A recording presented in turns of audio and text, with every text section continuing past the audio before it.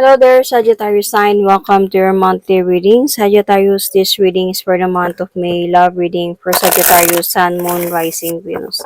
Sagittarius, hindi lahat ng Sagittarius ay makaresonate sa reading na to. So, takes what resonates and leave the rest. Cross-watchers, pwedeng kayo to at hindi sila Sagittarius sign. So, put yourself in a situation kung saan na kayo nakaresonate. So, let's start. Sagittarius, if hindi kayo naka-resonate sa reading na to, please do check your other placements, your sun, your moon, your rising, your Venus sign, dahil pwedeng doon kayo maka-resonate at hindi dito. So, let's start. Sagittarius, love reading for the month of May. I'm going to pull an oracle card. This is a situation oracle card for Sagittarius. So, ito yung situation mo, situation ng person mo. Okay, let's start. Situation oracle card for love reading for the month of May para sa mga Sagittarius, Sun, Moon, Rising, Venus. Your situation, Sagittarius. Your situation. Oh, Sagittarius, anchor, grip, anchor, chain, way down. So, parang ang bigat ng mga nararamdaman mo ngayon. Parang feeling mo trap ka sa situation or parang feeling mo hindi ka makagalaw sa mga nangyayari. Ang bigat ng mga nararamdaman mo, ang bigat ng mga nangyayari, something like that. Okay? So, let's see sa person side mo. Their situation right now.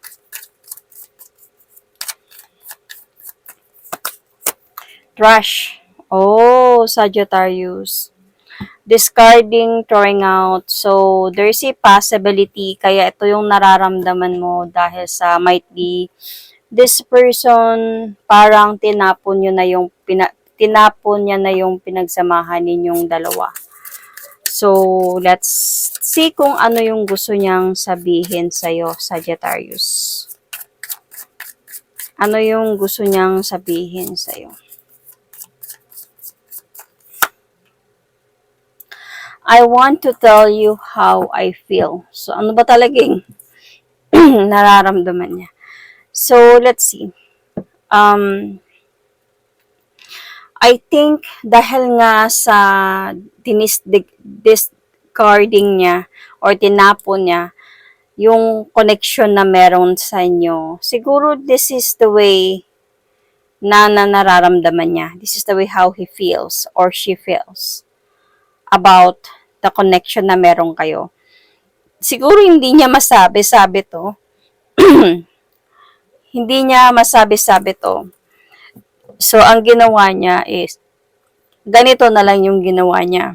So, kaysa sa siguro masaktan ka sa mga sasabihin niya, so, parang action speaks louder than words. Parang ganun. So, I think nag-gets mo yun, Sagittarius. Kaya sobrang bigat na mga nararamdaman mo ngayon, Sagittarius. So, let's go for the tarot cards, okay? Sagittarius, love reading. Wait lang. For the month of May. Sagittarius, love reading. For the month of May, Sun, Moon, Rising, Venus. Sagittarius, love reading. For the month of May, Sun, Moon, Rising, Venus. Sagittarius, wait. Sagittarius for the month of May. Sun, Moon, Rising, Venus. Sagittarius for the month of May. Sun, Moon, Rising, Venus. Love reading.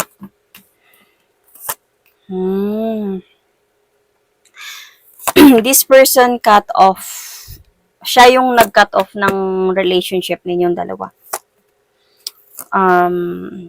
I don't know if nag-cut off siya sa the way na nakipaghiwalay siya sa'yo or sadyang hindi na siya nagparamdam sa'yo at tinapon niya na lang yung connection ninyo ng ganun-ganun na lang. So, kasi parang might be this person ghosted you or siguro nung time na hindi kayo nagkaunawaan, bigla na lang siyang nawala. Di na siya nagparamdam sa'yo. Parang gano'n na din yun, ghosting. So, and umalis na talaga siya emotionally from your connection. So, parang gusto niya na ng peaceful na buhay, situation, or something. So, this is what is happening right now or might be at this present situation. Siya yung nag-cut off ng connection ninyong dalawa. Sagittarius, let's clarify this.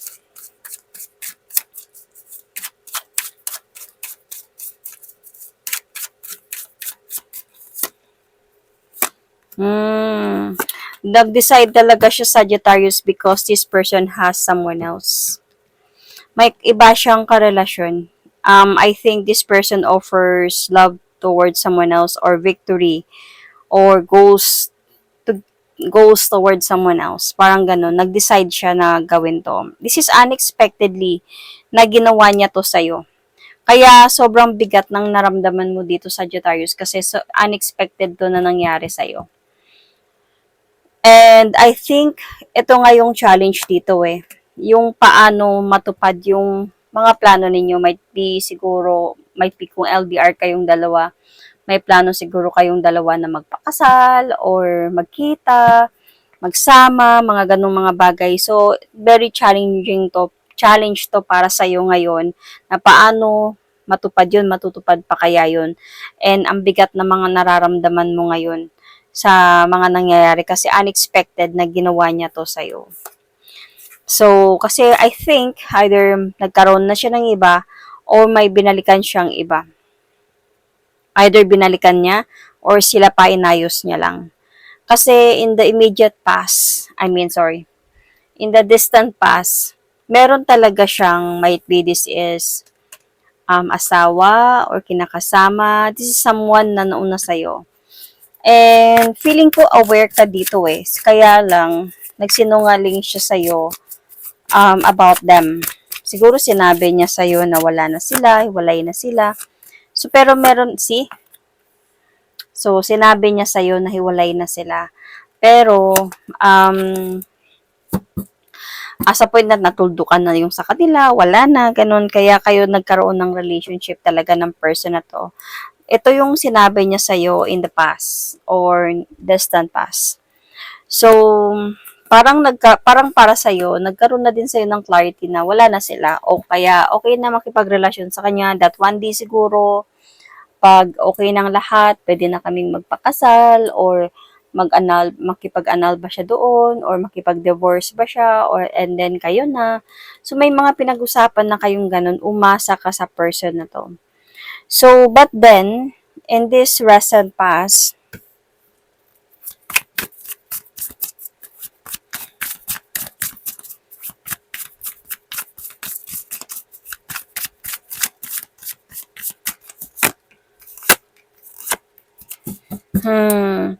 in this recent past, sorry.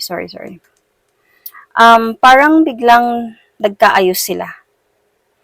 I don't know if totoong nangyari talaga na nagkahiwalay sila or sinabi niya lang ba yun sa'yo. Pero at this recent past, parang naayos yung mga hindi nila pagkakaunawaan.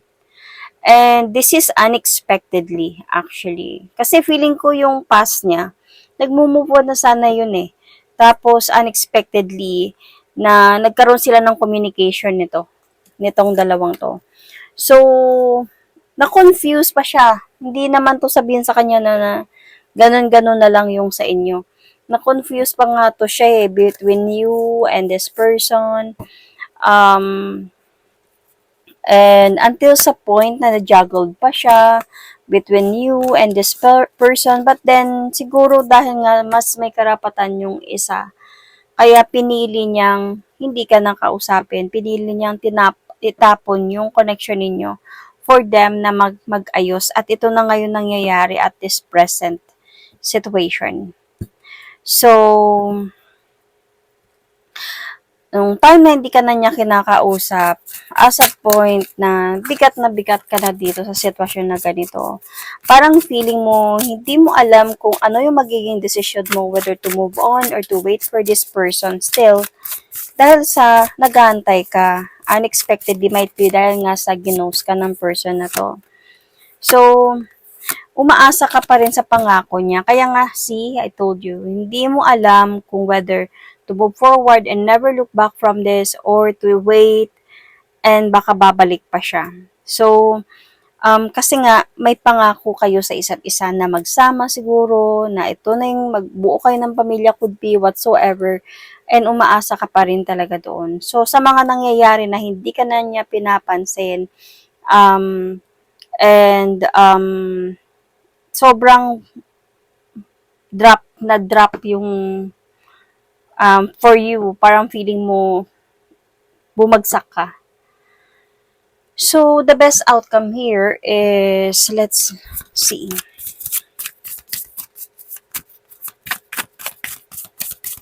Feeling ko for the best outcome, this is on your part na siya magpatuloy na lang siya. And ikaw makaka-move on ka din naman. Parang ganun. See?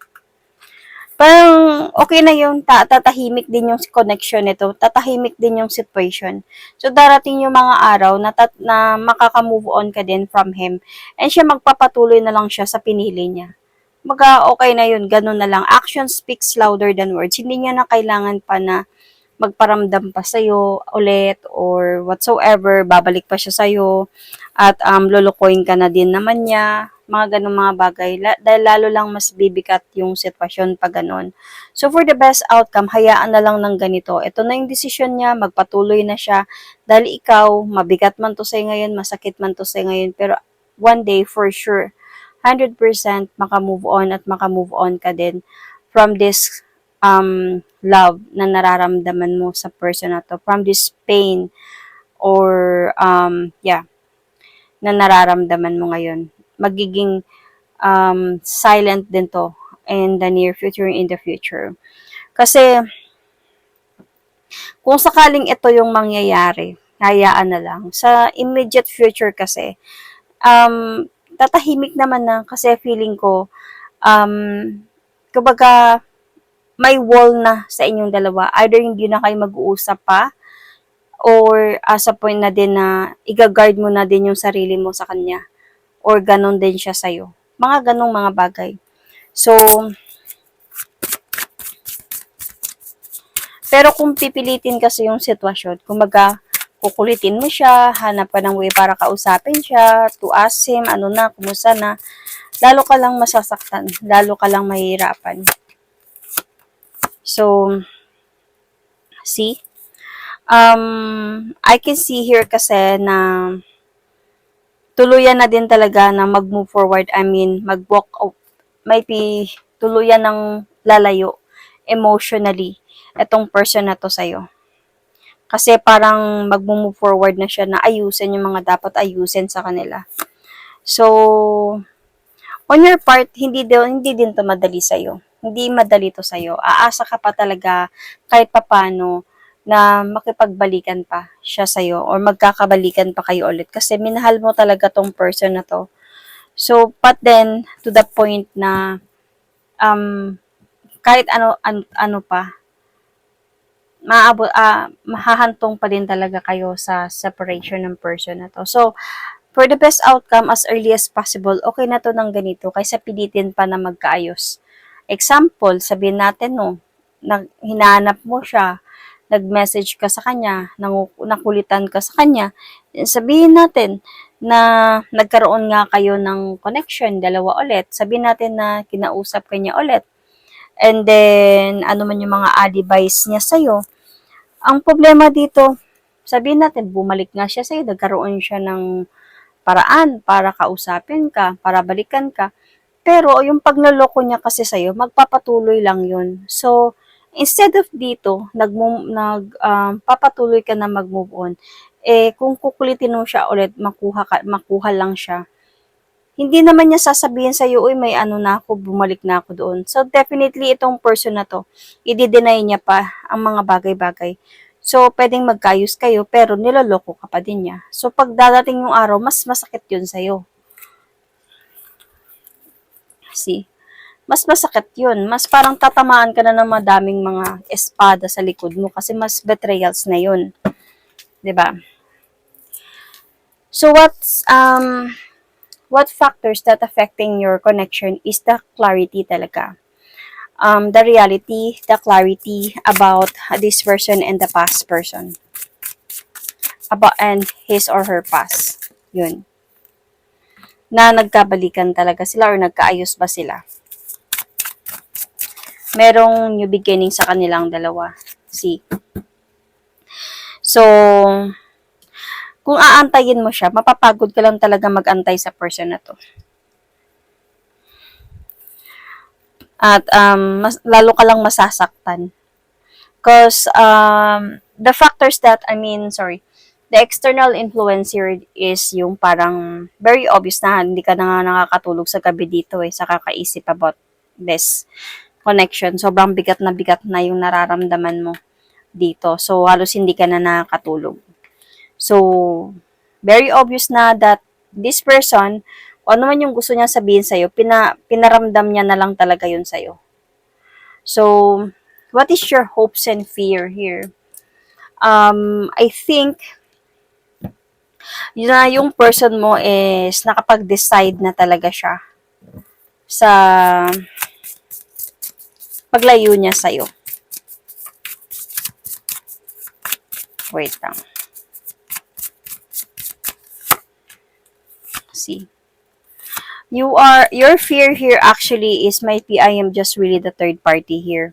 Kaya siya umalis kasi siguro meron siyang iba. Siguro LDR kayong dalawa and siguro dahil nga malayo ako sa kanya, malayo ka sa kanya, kaya nangyari to, kaya ginawa niya to, niloko niya lang talaga ako. Ito yung mga idea sa'yo. And you are hoping here na sana, kabaligtaran nun. Sana hindi kanya talaga niloloko at mapag-isip-isip niya yung desisyon na bumalik sa'yo at ayusin yung mga dapat ayusin sa inyo kahit pa siguro tatagal pa to. Kahit siguro mag-aantay siya ng ilang araw ba or mag-aantay ka ng ilang linggo or buwan ba. Basta babalik siya, baka papatawarin ko pa rin talaga siya. So, yun yung hope mo na sana bumalik siya talaga. But yung fear mo naman is yun nga, na baka may third party sa connection ninyo talaga. And siguro wala ka pang idea about pagbabalikan ng ex niya. Siguro sabi niya nga before, di ba, na wala na sila, nagiwalay na sila, wala na. Pwede din, you might be thinking about baka nakipagbalikan siya sa ex or baka meron nga siyang third party, may iba siya other than you.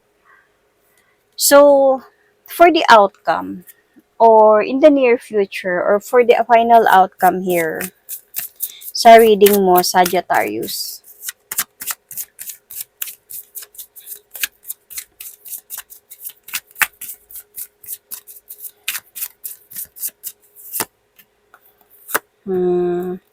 Wow. In the near future, Sagittarius, malalaman mo yung katotohanan about this person, na nagkabalikan na sila, ng past niya, okay na sila. So, malalaman mo yung katotohanan dito. But the good news sa part mo, Sagittarius, may makilala ka ng someone na mamahalin ka din talaga at mamahalin mo. Hindi man to as sooner as you expected, but darating yung time pag once na naka-move on ka na, okay ka na, nag-heal ka na, may makilala kang someone na mamahalin ka at mamahalin mo din in the future.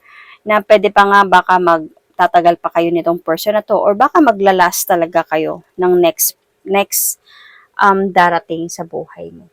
So, Sagittarius, you might be dealing with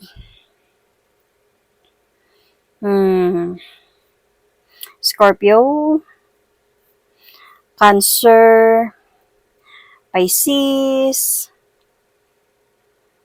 Libra, Capricorn. You might have Capricorn in your chart. Check your placements.